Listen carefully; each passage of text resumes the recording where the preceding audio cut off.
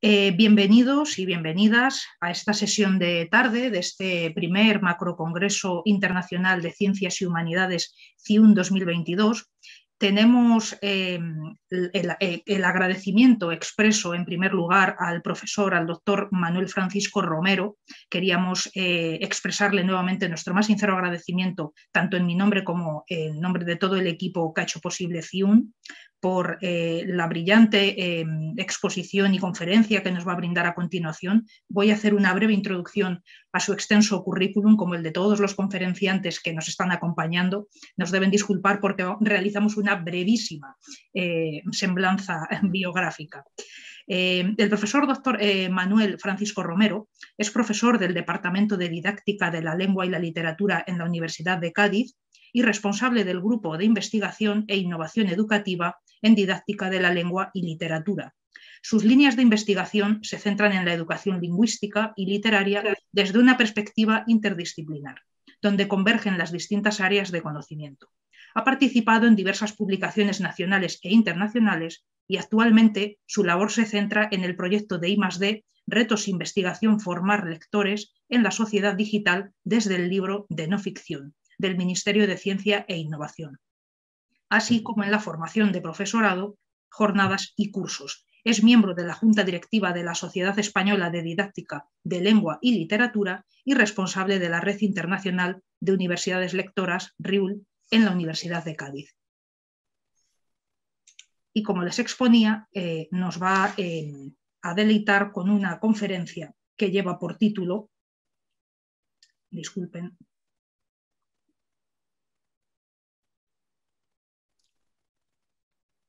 Formación de ciudadanos y libros ilustrados de no ficción para un horizonte 2030. Profesor, muchas gracias, bienvenido y cuando quiera. Gracias. Pues nada, pues muchísimas gracias y bueno, lo primero que quería hacer era agradecer vuestra generosidad. Ya os lo he comentado entre bambalinas, porque considero que organizar eventos, hacer convocatorias de la academia, de la ciencia, a la altura en la que estamos, de la incertidumbre de la pandemia, el tema de las carreras profesionales. Parece que este ranking de carreras profesionales pues, es de agradecer y de felicitar en público, y agradecer también la confianza que han depositado en mí en este momento de mi intervención. Una intervención que, como me ha comentado, pues está inmersa en un proyecto de investigación de I+D que estamos trabajando desde hace 3 años en la Universidad de Zaragoza con la profesora Rosa Tabernero, que es la investigadora principal, en donde habla de formación de lectores a través del libro ilustrado de no ficción. Y en este caso, mi intervención la había centrado, en lugar de formación de lectores, en formación de ciudadanos. He mantenido 3 elementos, por eso creo que el título lo he diseñado de esta manera en portada, donde por un lado está el tema de formación de ciudadanos, es decir, la escuela tiene que pensar en la formación de ciudadanos críticos, responsables. Niños y niñas son ciudadanos ya, pero creemos que debemos seguir avanzando en la interpretación del mundo y por eso he vinculado esa interpretación del mundo con los libros ilustrados de no ficción y un horizonte 2030 o 2030, ¿no? Inicialmente me generaba muchas dudas cómo plantear la intervención, porque decía, bueno, tengo que hablar de formación de ciudadanos, tengo que hablar de libros ilustrados, tengo que hablar de Horizonte 2030 o de los Objetivos de Desarrollo Sostenible, los ODS, y tengo 40 minutos, 45 minutos de intervención. Quizás pueda ocurrir que o hable de todo o no hable de nada. Entonces, lo más interesante para mí era pues hacer un recorrido con 10 horizontes, con un decálogo de horizontes de mi intervención, hacer 10 ideas, dividirla en 10 ideas y hacer un recorrido hacia los libros ilustrados de no ficción. No voy a profundizar ni en qué consisten los libros ilustrados de no ficción, quedaría en las referencias bibliográficas, ni en profundizar qué es el Horizonte 2030. Pero lo que sí quería reflexionar y pensar era cómo está percibiendo la comunidad educativa Horizonte 2030 y más en concreto la formación inicial, los futuros maestros y maestras que van a llegar a la escuela actual. La primera pregunta de Horizonte, que me hago de pregunta-respuesta, puesto que me hago la pregunta y a la vez intento responder o dar una aportación, sería si la escuela actual contribuye a formar una visión crítica, ¿vale?, y ambiental de los que son los ecosistemas educativos. Todos hemos estado viendo cómo temas de pandemia o incluso sin pandemia, cada centro educativo, cada comunidad educativa se convierte en un ecosistema en el que, para mí, en este ecosistema, siguiendo la idea de este autor, de Bromberner, partimos que toda escuela forma parte de un primer microsistema, es decir, escuela y familia, su entorno, ¿vale? Que además eso está relacionado con los entornos cercanos, la comunidad de la ciudad, el entorno cercano de las políticas municipales, los recursos que hay en una escuela. No es lo mismo una escuela rural que una escuela de capital, no es lo mismo una escuela pública que privada. Entonces, creo que hay que reflexionar desde esos puntos de vista para un Horizonte 2030, igual que vemos los medios locales de comunicación, qué es lo que ofrecen, cómo nos venden las situaciones, al igual que cuáles son nuestras leyes educativas, cuáles son sus prioritarias y la concreción. Yo, desde luego, cuando paramos a pensar en las leyes educativas y vemos los que llevamos tiempo con la educación, han cambiado en España muchísimas leyes educativas, pero la vida sigue igual. Parece como la canción de aquel cantante, ¿no? Nuestras prioritarias y las concreciones, y siempre hemos hablado de las competencias claves, bueno, antes las competencias básicas, le ponemos etiqueta a las cosas, etiquetamos los deseos educativos, y ahora de repente nos encontramos con los objetivos de desarrollo sostenible que hay que impregnar el currículum. ¿Estamos preparando a esos docentes y está la escuela preparándose hacia eso, o son etiquetas y tópicos? Eso es una reflexión que yo me hago, porque esto puede convertirse, como sería ese cronosistema dentro de ese sistema ecológico, en modas o tendencias. Ahora están de moda el 2030, pero mañana puede venir otra moda, o es que es realmente necesario integrarlo por convencimiento desde una reflexión crítica del currículum, ¿vale? Y claro, estamos en una sociedad muy globalizada, ¿vale? En una educación, y todo esto conforma un entorno, un sistema ecológico en los que hay 17 objetivos que reflexionar para que avancemos hacia ese horizonte 2030. Mi segunda pregunta es que si la escuela está creando situaciones de aprendizaje para interpretar esa realidad, ¿cómo lo hace? ¿Desde la teoría, desde la experimentación, desde el reto? Creo que la competencia en comunicación lingüística tiene la capacidad de unos elementos básicos curriculares en donde se pueda instalar el tema de la comunicación en el aula, es decir, la interacción en el aula. Tenemos que reflexionar sobre objetivos, metodologías, ¿vale? Pero también, ¿qué es lo que hacemos en el aula?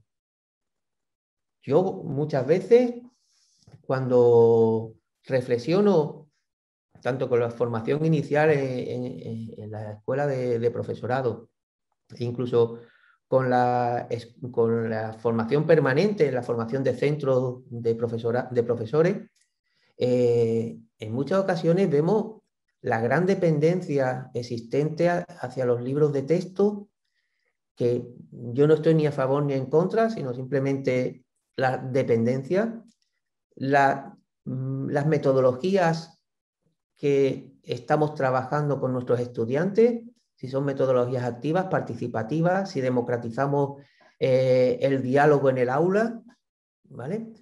Y todo esto debe ser una reflexión desde el currículum y desde lo que es las expectativas del aprendiente. Es decir, ¿qué es lo que me está pidiendo este niño y esta niña para desenvolverse en la sociedad de manera libre?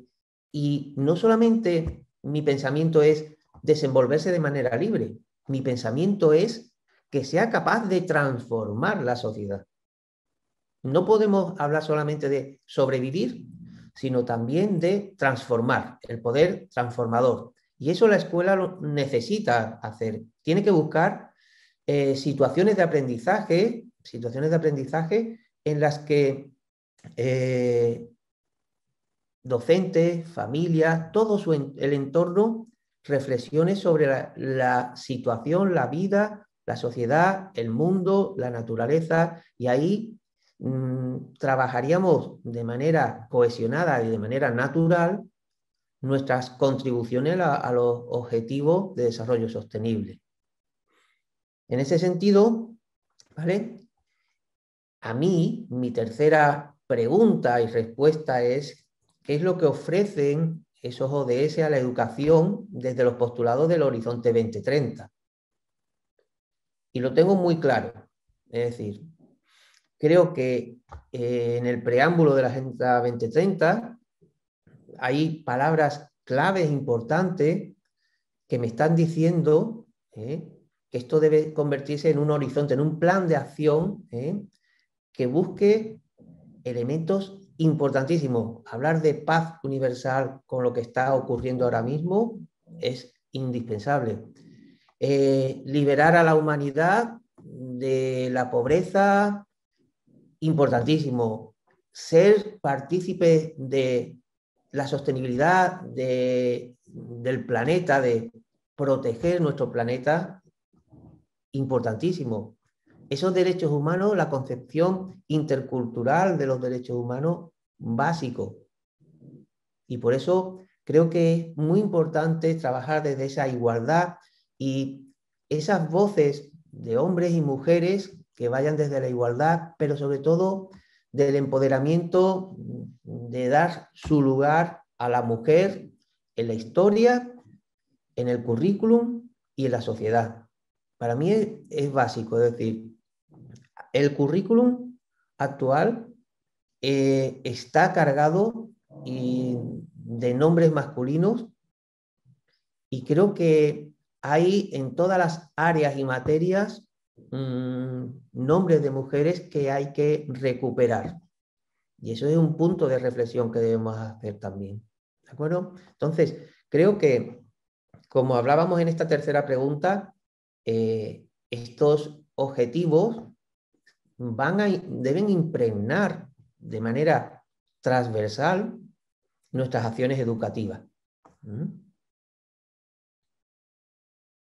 Y ahora decimos, bueno, sí, yo quiero impregnar las acciones educativas, pero ¿estamos preparando a los docentes en los postulados de Horizonte 2030 para que esto vaya integrado a sus prácticas docentes?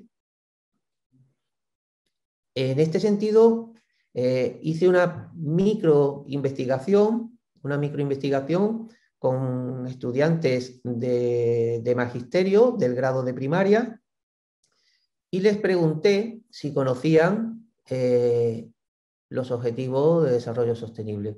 La respuesta era muy clara, muy clara. Yo creo que de todos, pues había 2, 3 de una población de 60, 70 alumnos, eran mínimos los que no lo conocían o no estaban vinculados a ello. Claro, eso es muy cuantitativo, es decir, volvemos al tema de las etiquetas. Horizonte 2030, medios de comunicación, no están hablando del tema, pero yo quiero sumergirme e indagar sobre qué es lo que conocen de estos elementos, porque si yo hablo de lo que son las etiquetas, corremos el peligro que por falta de formación del profesorado o de un profesional, nos vayamos con el tópico del título y no profundicemos e indaguemos en lo que pretende. Por lo tanto, les pregunté también que qué les sugería esta idea. Y bueno, pues algunos nombraban el concepto en sí, otros ponían incluso la fecha, y la mayoría se centraban en la finalidad, ¿vale? ¿En qué finalidad desarrollaban esta Agenda 2030? Generando pues una nube de palabras donde predominaba el concepto de objetivos en sí mismo, pero se empezaba a ver una amalgama de ideas donde estaban desafíos, recursos, estaba el planeta, la mejora del planeta, el cuidado, la naturaleza, ¿vale? Pero yo quería ir un poco más allá. Quería preguntarle cuáles eran los objetivos que conocían.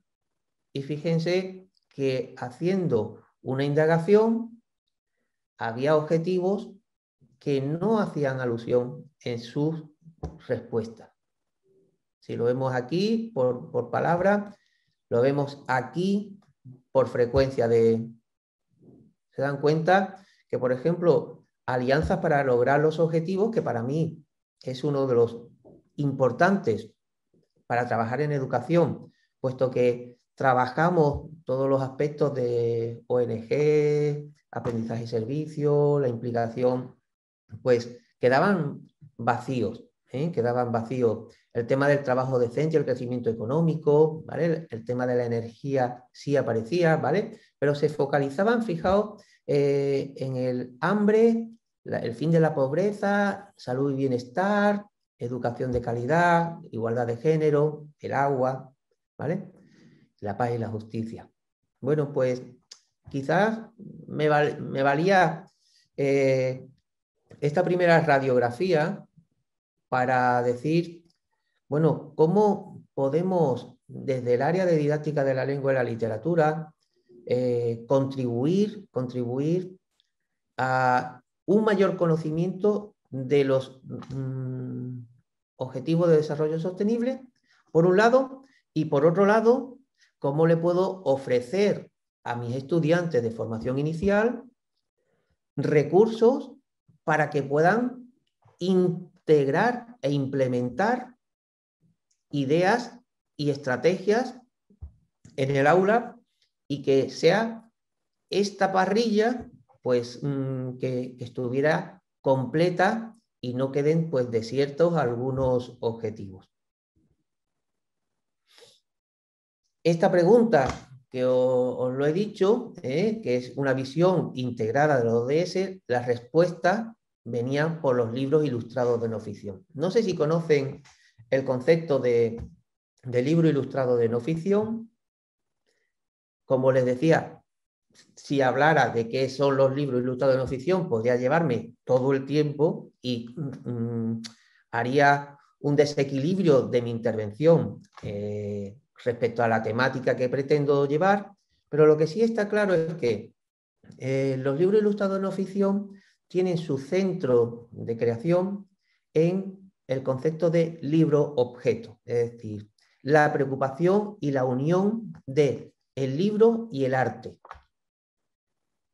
Es la integración del arte en el libro, el cuidado por el libro-objeto. Si además le integramos la imagen, vemos que el poder de sugestión de la imagen debe crear un elemento añadido a la lectura. Otro elemento muy importante que yo quiero aquí comentar es la diferenciación que hay entre el libro ilustrado de no ficción y el libro de ficción. ¿Son ambos libros para niños? Sí, pero el libro de ficción sería ese libro del disfrute, de la parte placentera de la lectura por parte del lector, y no podíamos caer en el error de la instrumentalización de la lectura del libro de literatura infantil, donde utilizamos un libro de literatura infantil para aprender cosas, es decir, la instrumentalización. No podemos instrumentalizarlo. Considero que la parte del conocimiento informacional estaría en este tipo de libros, en los libros ilustrados de no ficción, ¿vale? Que podrían ser informativo, narrativo informativo o informativo poético.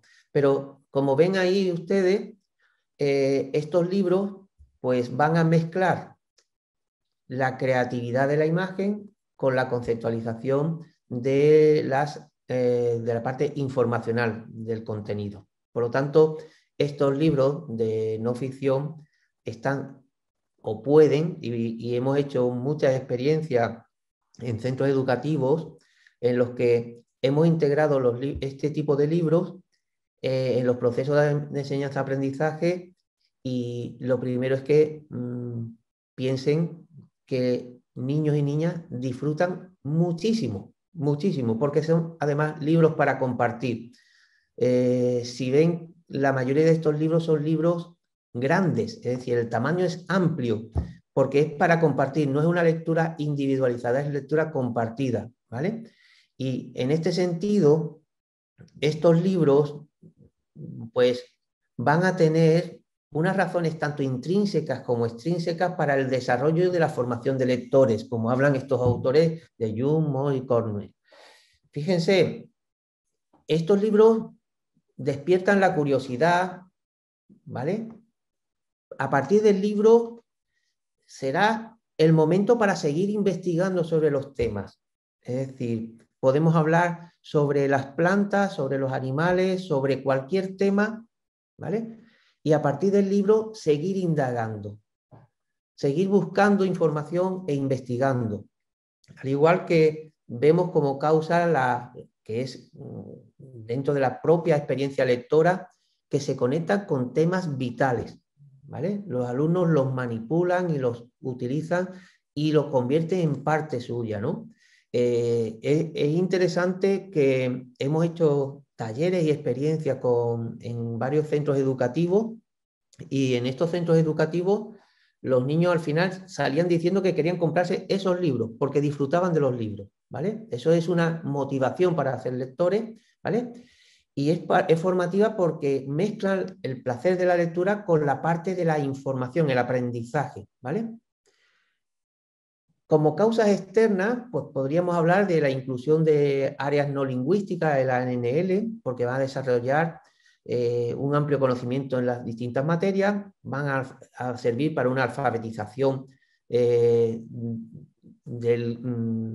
las disciplinas, con el vocabulario, con los temas propios de la disciplina, y también es muy importante porque van a servir para jerarquizar la información, ¿vale? Eso mezclado a la competencia informacional que vamos a desarrollar en la hipertextualidad que se produce en la lectura, porque de lo analógico va a lo digital, pues vemos que hay una formación crítica de los lectores, ¿vale? Dicho esto, fuimos conscientes que había que planificar en contexto. ¿Y qué significa planificar en contexto? Pues vamos a hacer una planificación de los libros de no ficción respecto a una cartografía para el desarrollo de los ODS. Y en este sentido, pues hemos analizado una serie de editoriales, hemos buscado materiales, y aquí voy a compartir un libro o dos máximo por cada objetivo. Esto lo haré de manera muy rápida porque si no me pasaría del tiempo, como el vídeo va a permanecer, pues si quieren acudir a la fuente, pues podrán ver las fuentes, ¿no? Entonces, en esta sexta pregunta-respuesta de la creación de una cartografía, pasaré ahora de un poco de una vista aérea, pues mostrar un ejemplo o algún ejemplo de cada objetivo con algún libro, es decir, un corpus de lectura para vincularlo a los ODS. Entonces, voy a ir uno a uno, ¿vale? Como si estuviéramos en un libro, en la carpeta, el portfolio de lectura que os he creado. Y bueno, pues el primer libro es Super Niño, donde trabajaríamos el poner fin a la pobreza. Es un libro donde van a intercambiar la ropa de muchos países, de niños y niñas, y entonces pues hay un ejercicio de empatía para cambiar, ¿vale? Para cambiar el contexto y hacer un poco de empatía hacia cómo visten los demás, algunos que tienen mayor pobreza. Otro objetivo pues sería hambre y seguridad alimentaria, pues el libro de Teresa Benítez y Flavia Zorrilla, pues aventuras y desventuras de alimentos que cambiaron el mundo, ¿vale? Nos hacen un viaje por el mundo siguiendo esas peripecias de 15 alimentos, ¿vale? Pero también nos lo relaciona con lo que hace en otro tiempo, ¿vale? Habla de tipo de alimentación que come cada generación, cada grupo humano, pues el trigo, el arroz, el maíz, ¿vale? Y cómo estos pues van a ir contribuyendo pues a un desarrollo sostenible, ¿no? Pues esta sería otro, perdón, ahí va, perdón, ahora. Este lo he puesto con toda la intención, sobre todo por las canciones, pero sobre todo el tema de conocerse el cuerpo. Genichiro crea estas historias, hay varios libros, y todo viene porque él de pequeño pues sufría pues que se metían con él por su forma por las gafas, después vio que se volvían a meter con otras partes de su cuerpo, después envejecía y entonces fue creando distintos tipos de libros, ¿no? Entonces creo que es importante sacar ese mapa de mi cuerpo, que son 6 libros, pero que se reflexionen y que, bueno, que sean temas candentes, ¿no? Otro tema importante que sería de la editorial Pequeña y Grande, donde hay muchísimas biografías de mujeres, coger, por ejemplo, temas de María Montessori o personas relacionadas con la educación, integrar ese aspecto de las biografías como libro de no ficción, ¿vale? En este sentido, valdría también el de Marie Curie para tratar el objetivo de igualdad de género y empoderamiento de la mujer.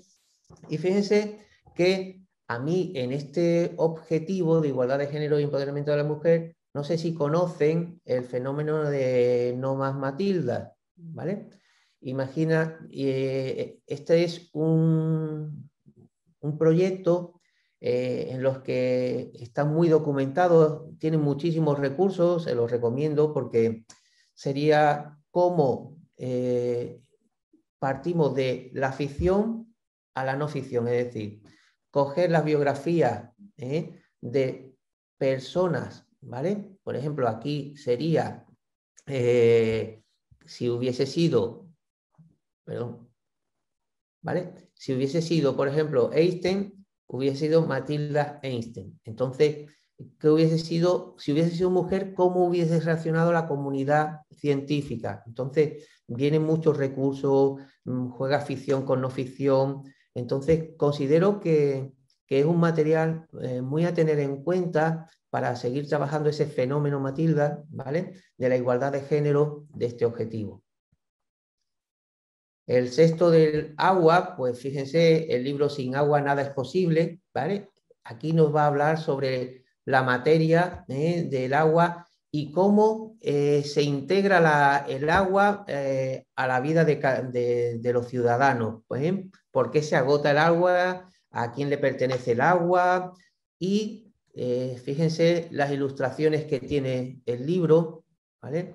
Desde trabajar los procesos, sin agua nosotros no estaríamos aquí, el uso que podemos dar en cada momento, pescar, bañarnos, beber, regar. Entonces, el proceso del agua, todo el proceso de producción que tiene, se encuentra en casi todas las cosas, ¿de acuerdo?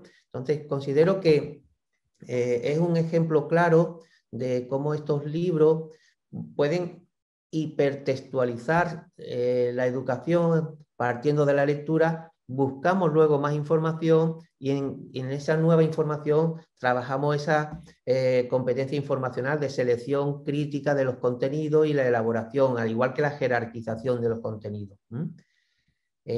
Otro, por ejemplo, de la energía, ¿vale? Descubre la energía, otro libro sobre el tema de cómo se elabora la energía, cómo va evolucionando, ¿de acuerdo? Fijaos cómo es otros modelos, la energía solar, la radiación electromagnética. Fíjense la cantidad de terminología que utiliza, los recursos que va a disponer el docente para trabajar estos objetivos de manera natural, con la lectura y de manera compartida. Esto es lo que les decía al principio de los libros de ilustrado no ficción, que la curiosidad les lleva a seguir investigando en otros recursos multimodales, y por eso creo que es muy interesante apostar por este tipo de lectura. Mi primer libro de economía para el objetivo 8 del crecimiento económico, ¿vale? Si se dan cuenta, son temas de carácter divulgativo que lo que está favoreciendo es la democratización del conocimiento en el aula. Es decir, temas que a lo mejor para nosotros podemos pensar que son elevados, entre comillas elevados, perdonen la expresión coloquial, para los niños y niñas de primaria, pues tienen unos textos, unos recursos, unos elementos para afrontar y comprender la situación mundial, la economía o lo doméstico.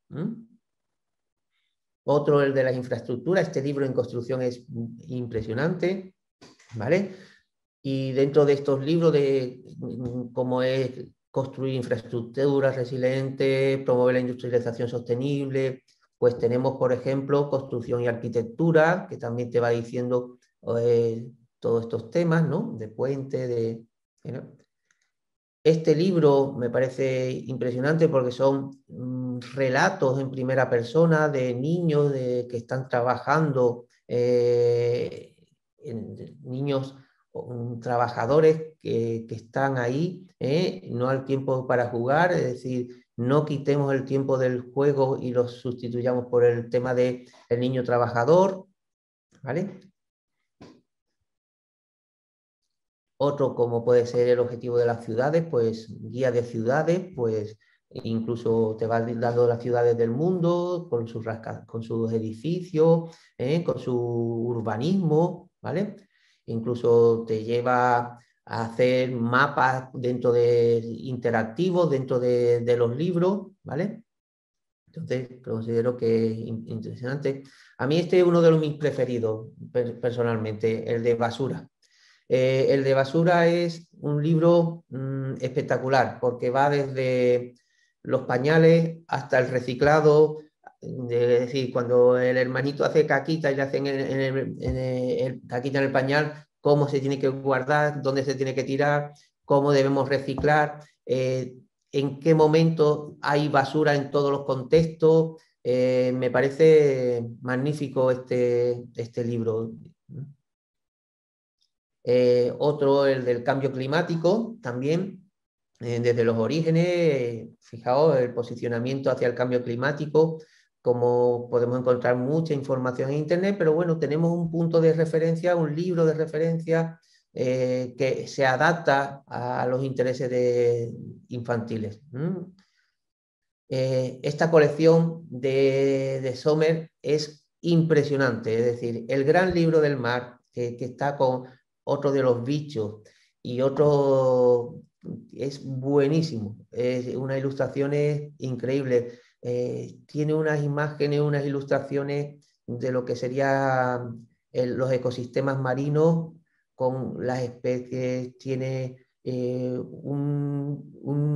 una cantidad de palabras, de términos, de especies, impresionante. Los estudiantes, cuando los niños hicimos un TFM, un trabajo fin de máster con una estudiante sobre este libro, El Gran Libro del Mar, y bueno, trabajó por proyectos, y bueno, fue increíble el resultado que dio este libro.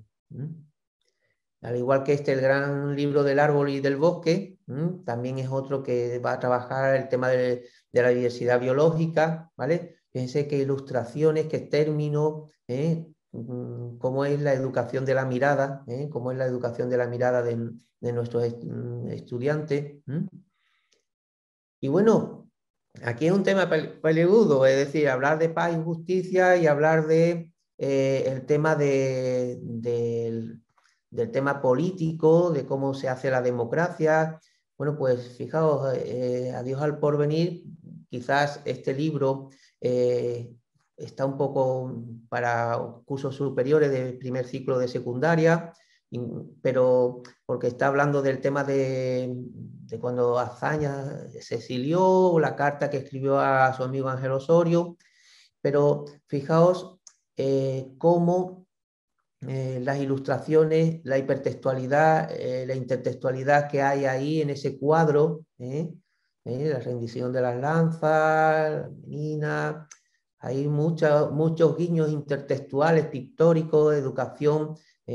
Yo esta imagen la quería poner porque hablaba de humanidades, arte y humanidades, y me parecía muy interesante, pero si un libro recomiendo para trabajar el tema de la democracia, la paz y la justicia, es este, Así es la dictadura. Este es un libro magnífico, muy ilustrado, muy bien centrado, con unas imágenes interesantísimas para trabajar qué es la democracia, qué no es la democracia, cómo se eligen, en qué sentido tiene todo esto, ¿vale?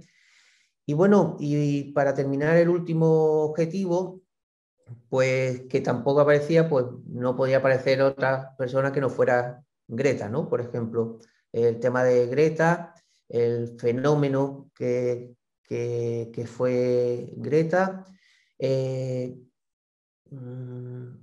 futuro está en tus manos, ¿vale? Es decir, estas ideas están ahí. Y bueno, y creo que solamente se puede decir, los ODS solo se pueden conseguir con las acciones mundiales sólidas de cooperación, es decir, esos mensajes que les va a dar, de decir, no necesitamos esperanza, lo que necesitamos es acción, ¿no? Pues en esta acción creo que es lo que he intentado con esta cartografía de los objetivos, ¿no? Entonces, vista esa cartografía, y voy ya en el horizonte 7 de 10, estoy ya terminando, pues me hago la pregunta de, nosotros tenemos, esta de Mac, de una autora española, que nuestro objetivo en la escuela es formar lectores con todas estas características, el lector inteligente, voluntarioso, crítico, vale, pero lo importante es que debemos proporcionarles modelos textuales. Es decir, tenemos que hacer que los alumnos tengan buenos textos, y los libros de ilustrados de no ficción es una posibilidad. Creo que debemos ampliar la formación docente con esta lectura de referencia e interpretación de la realidad, crear situaciones de aprendizaje desde pedagogías emergentes, ¿vale? Y eso generará identidades. No sé si conocen, bueno, los dejo ahí porque ya me estoy pasando de tiempo, estoy en 40 y 40, pero bueno, no sé si yo creo, soy partidario de este planteamiento, es decir, crear una pedagogía de las identidades de las democracias del aula, Es decir, creo que debemos fomentar desde la escuela la mediación docente, es decir, tenemos que una pedagogía de identidades en las que estudiantes, profesorado y entorno se aúnen. El Horizonte 2030 debe ser una gran identidad hacia donde debemos ir. Para eso es importante crear una pedagogía en el aula del debate, de la reflexión, de la participación, de la documentación, es decir, de la información, ¿vale? Y en este sentido debemos vivenciarlo, ¿vale? Y vivenciarlo significa trabajarlo, leerlo, investigarlo, proponerlo y actuando. Lo que decía al final en el objetivo 17, no son momentos de la esperanza, sino de la acción, ¿eh?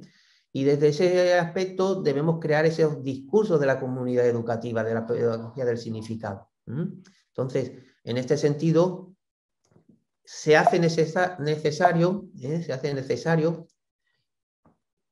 profesores como intelectuales, como diría Giraud, y como yo digo, desde la autentificación y la actualización del currículum. Es decir, los libros ilustrados de no ficción, Horizonte 2030 y Hacer Ciudadano, solamente se consigue si autentificamos y actualizamos el currículum. Y ahí es donde me paro y doy muchas gracias desde ese Horizonte 10, que no es el 2030. Muchísimas gracias por vuestra escucha y quedo a vuestra disposición.